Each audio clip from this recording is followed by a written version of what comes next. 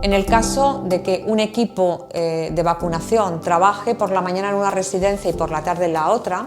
lo que se hará será una entrega única en la residencia en la que se trabaje de turno de mañana.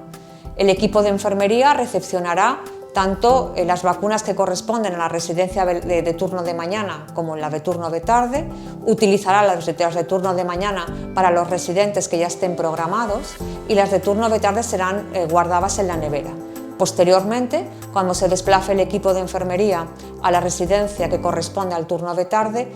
llevarán las vacunas consigo en una nevera portátil.